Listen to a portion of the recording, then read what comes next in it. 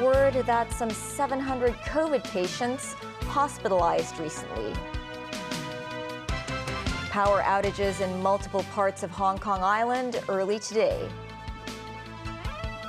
And the death toll from yesterday's Beijing hospital fire jumps to 29.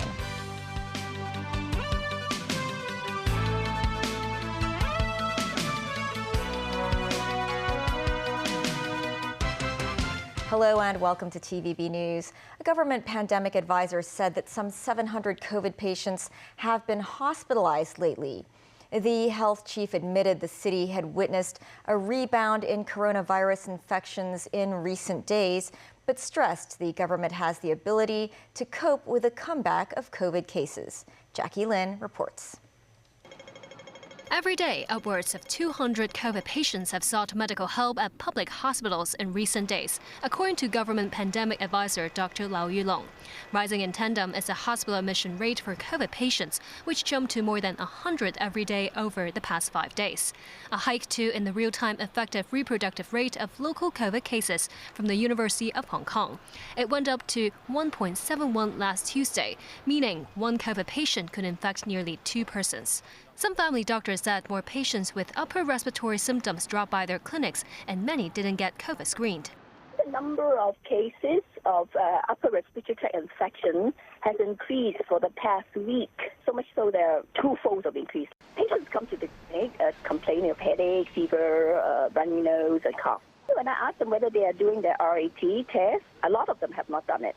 This elderly home manager also told us more residents have come down with COVID, but a lot of them could recover and be discharged from hospital quickly, unlike the situation in the past.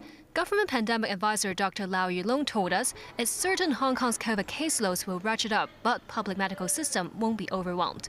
Definitely, the trend is increasing, and it will further increase in the next couple of weeks. However, I think most of the infections do not actually result in severe disease, so I don't think citizens should be too worried. Echoing the sentiment, Secretary for Health Lo Chung-Mao said, although there will be a slight surge in cases, the government is absolutely confident about its ability to handle the rebound. Still, the government reminds the elderly and those from high-risk groups to get their booster shots as advised. They're also recommended to keep their masks on, especially in crowded places. Jackie Lin, TVB News. The World Health Organization has warned against COVID complacency. They say severe waves are still possible as the world continues to open up. David Garrett reports. India has seen a number of COVID cases involving a new mutant strain, Outages. The surge has prompted the country to reimpose a mask mandate in hard-hit states. It only emerged in India 3 months ago, and 29 countries and regions have reported cases. Should those epidemics like flu or RSV or SARS-CoV-2 occur at the same time of the year, or if severe waves occur at the same time, then what you see is the additive effect. And what we're concerned about here is health systems coming under pressure. Ryan says evolutions of the virus are inevitable, but he believes the current strategy is the right one. The virus continues to evolve. It continues to test our immune systems. It continues to try and evade those immune systems, so we have to remain vigilant. But I do think that the trajectory, and Dr. Tedros has said this many times, we're on the correct trajectory.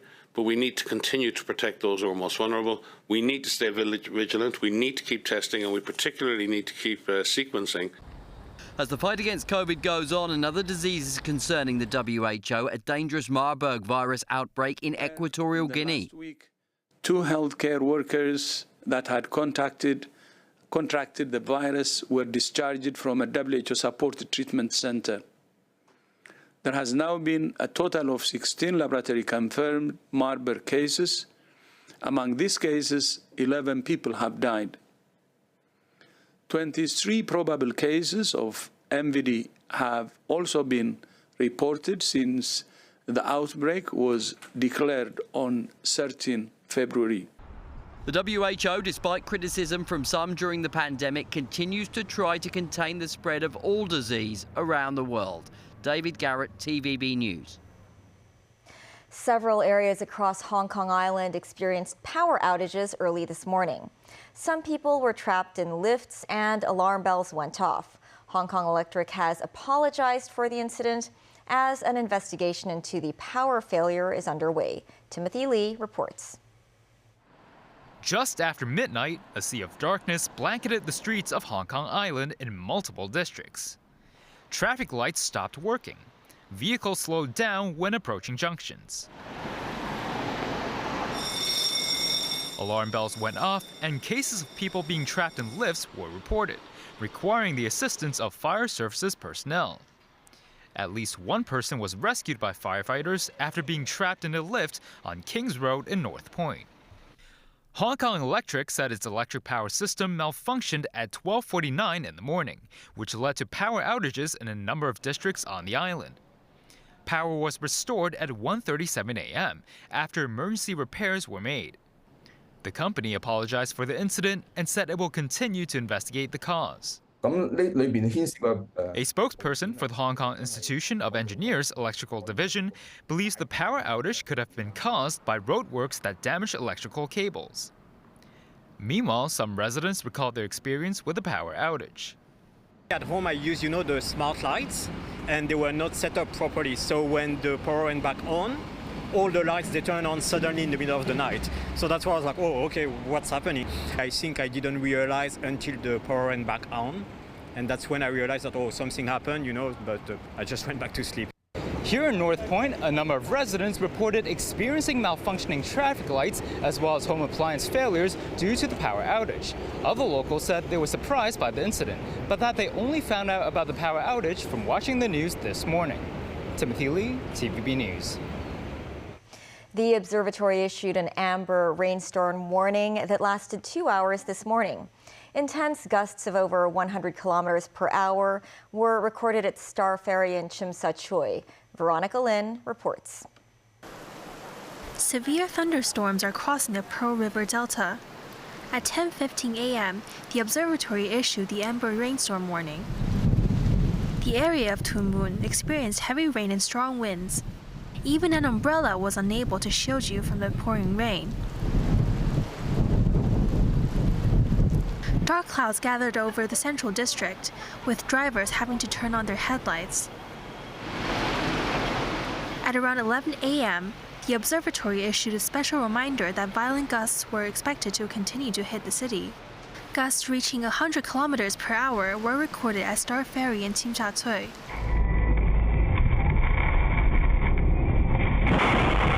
Standby mode for the Wi-Fi registration. Meanwhile, multiple wind-related incidents were reported in Tuen Mun and Sha Tin.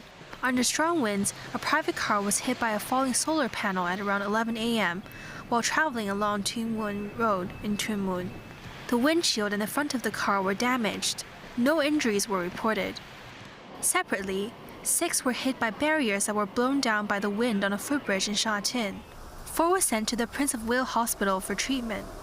The amber rainstorm warning was cancelled at 12:15 p.m. Jennifer Yip, a scientific officer at the observatory, said a trough of low pressure will continue to bring showers and squally thunderstorms to Guangdong in the next day or two. The sky is likely to turn clear with brief moments of sunshine on Sunday and Monday, she added. The observatory predicts that the northeast monsoon will affect the coast of Guangdong around the middle of next week. Veronica Lin, TVB News.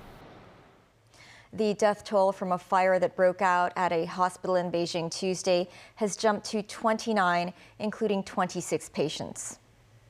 The fire at the private Changfeng Hospital in Fengtai District forced dozens of people to evacuate and prompted some of those trapped to escape from windows using bed sheets tied together. The cause of the fire is under investigation, though it is suspected that sparks from work being done at the inpatient wing may be to blame. Authorities have detained 12 people, including the hospital's head and her deputy, along with the head of the construction crew.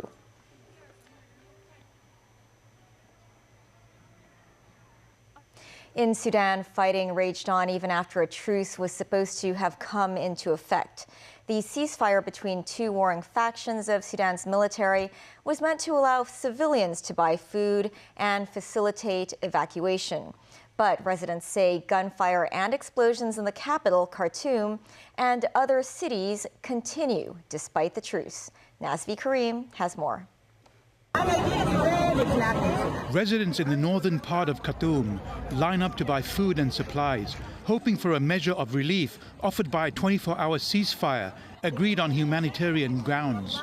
With many residents cowering in fear in their homes and the health system at near collapse, the United Nations has described the situation as a humanitarian catastrophe. The UN's World Food Programme has suspended operations after 3 of its employees were killed. I've witnessed military helicopters and planes flying around. On a personal level, I'm at a point right now where I'm worrying every night if people are going to come walk into the house trying to take whatever food we have and whatever money we have, and that's been happening all around Khartoum. Ceasefire or not, residents out of necessity continue to flock to stores to stock up on supplies. With no end to the fighting in sight, they are hunkering down for the long haul. Nazvi Karim, TVB News. Still ahead, a parking garage collapse in New York City's financial district leaves 1 dead and 5 injured. A plan to gradually start imposing electric vehicle charging fees at government car parks later this year. And virtual tours of the Palace of Versailles here in Hong Kong.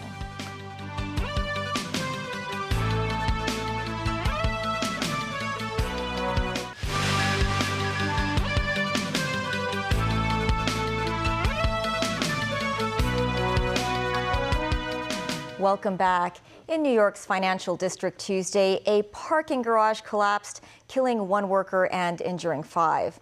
Cars were crushed as concrete floors fell on top of each other. Some described it as a stack of pancakes. Tracy Furness has more. A 4-story parking garage collapsed around 4 p.m. Tuesday, a few blocks from New York's City Hall and the Brooklyn Bridge. It was also near Pace University, whose students, faculty and staff used the car park.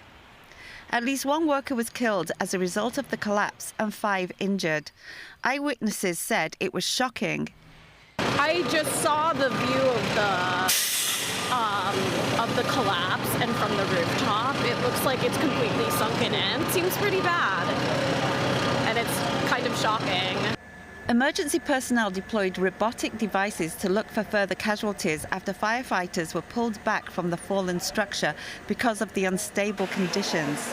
We had firefighters inside the building conducting searches. The building was continuing to collapse. We made the decision to remove all our people from the building. Authorities believe they have accounted for everyone inside the building, but are still searching to see if anyone was in the crushed cars. The City Police Commissioner told reporters they had no reason to believe it was anything other than a structural collapse. Tracy Furness, TVB News. Fox Corp and Fox News have settled a defamation lawsuit by Dominion Voting Systems for $787 million. The case stems from Fox News' coverage of false vote rigging claims in the 2020 U.S. elections. The settlement came as opening statements were about to start in court. NBC has more. The parties have resolved their case. With those words, the landmark trial between Dominion and Fox News was over before it began. The 12-person jury, seated just this morning, was thanked for its service. Fox and Dominion legal teams thanked the court, and everyone walked out. Lies have consequences. Attorneys for Dominion then spoke to a sea of reporters outside.